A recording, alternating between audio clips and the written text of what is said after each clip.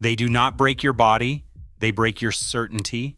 That is how one Delta Force veteran describes confronting SAS drills after surviving an 85% selection failure rate, armed with encrypted communications, night vision, GPS, and drone support.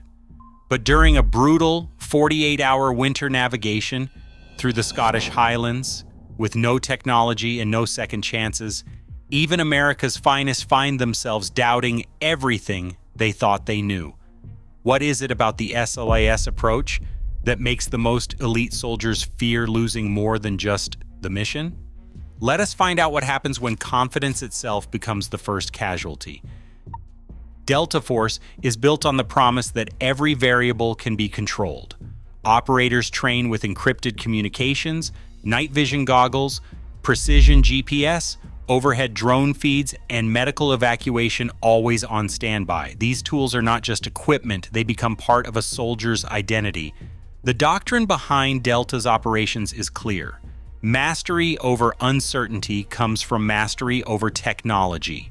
Every mission is planned down to the minute, every contingency mapped, every risk mitigated by systems designed to remove doubt.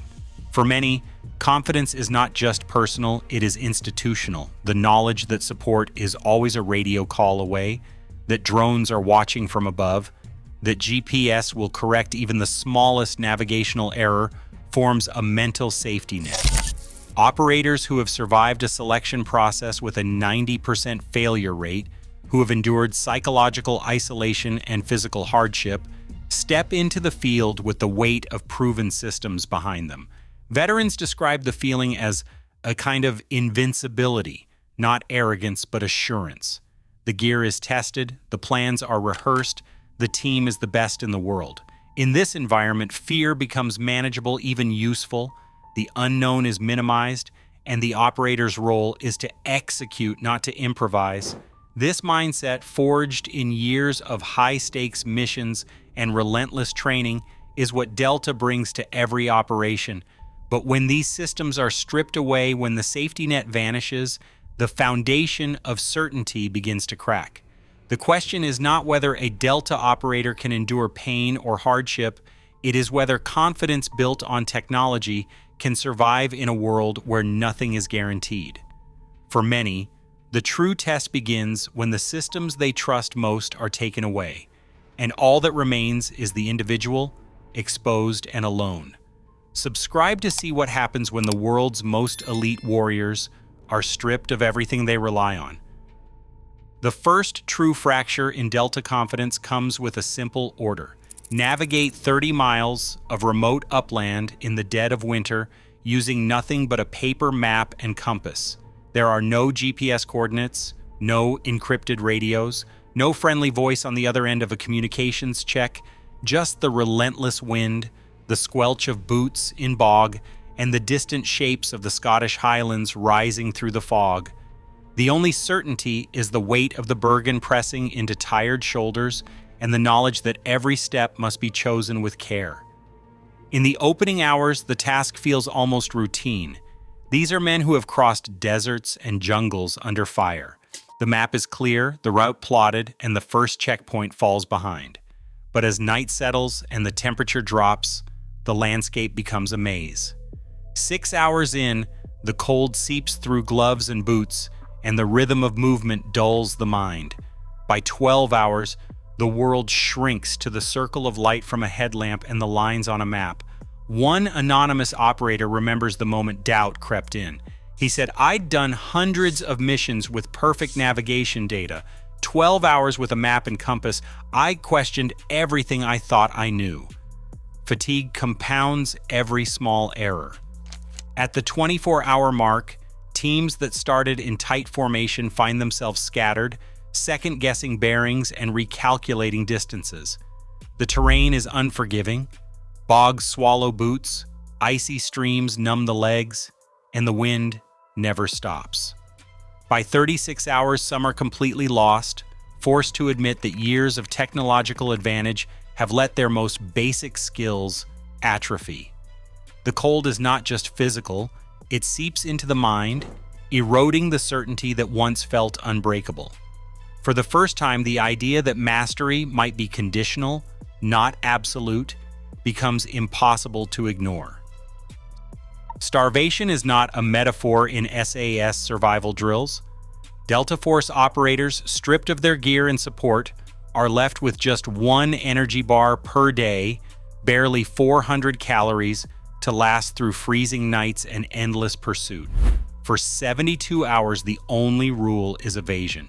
There is no shelter, no fire, and no chance to rest. British instructors warn that resupply can fail, extraction can be delayed, and equipment will break. The only certainty is hunger and the knowledge that someone is always hunting you. By the second day, the body enters a state of depletion most Americans have never experienced. Muscles cramp, hands shake, and thought narrows to the next hiding place or bite of food. At hour 48, Delta operators hit a wall, psychological, not physical. The mind begins to question why this suffering is necessary. One former participant recalled watching a British soldier crouch by a stream, catch a frog, and eat it raw. He said, "You will do it on day 3. By hour 60, the Delta operator had done exactly that. The fear is not of pain, but of discovering a limit, realizing you might quit when you always believed you would not. There is no relief in the next phase. The SAS approach to close quarters assault is the opposite of everything Delta has trained for.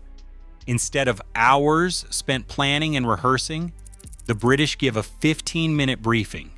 No drone feeds, no thermal imaging, no support communications, just a target and a time. The assault begins while adrenaline is still peaking from the briefing. For operators used to eliminating variables, this feels reckless, even dangerous.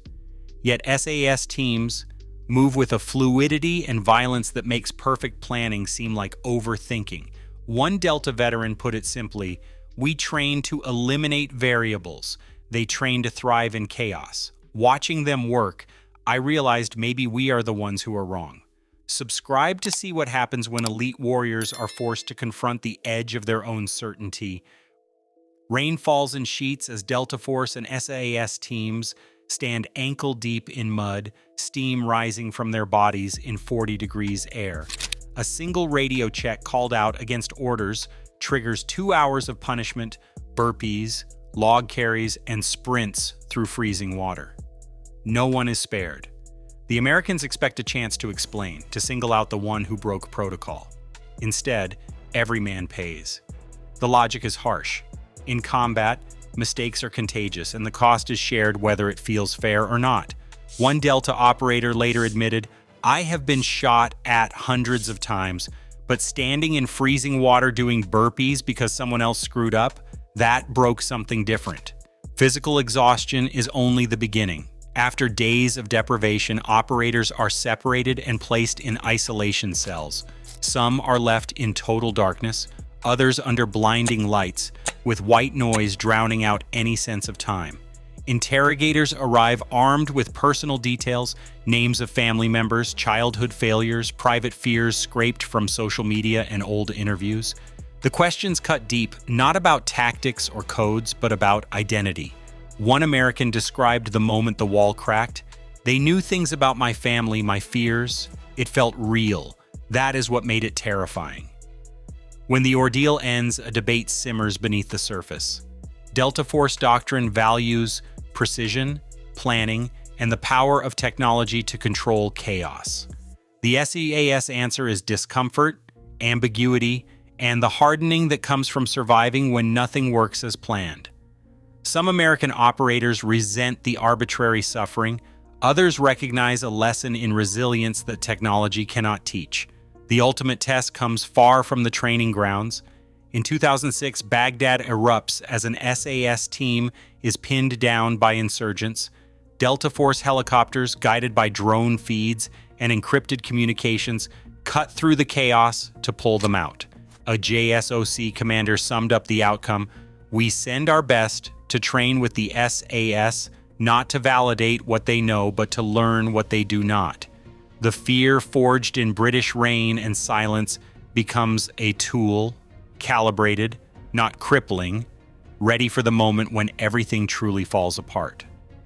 Subscribe to understand why elite operators willingly face what terrifies them. Today, even the world's most elite warriors admit no technology can replace true self-reliance. As conflict environments grow more unpredictable, comfort with uncertainty is now the ultimate advantage. The real test is not what you carry, but what remains when everything else is stripped away. Share your thoughts below.